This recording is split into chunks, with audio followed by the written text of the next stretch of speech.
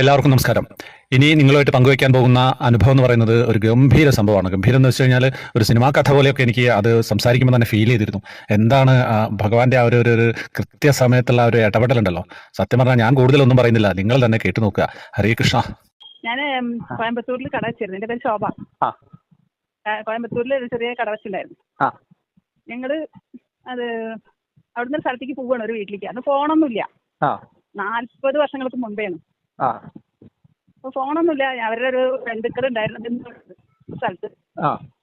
അവിടേക്ക് ബസ് കയറുമ്പോ ഞാനും മോള് 2 വയസ്സാ. ഇന്ന് 43 വയസ്സായി അതിന്റെ മോൾക്ക്. അപ്പൊ ബസ് കയറുമ്പോ തമിഴ്നാട്ടില് മുന്നിൽ വാതില് ആണുങ്ങൾ കയറണം, പിന്നിലാണ് പെണ്ണുങ്ങൾ കയറുക.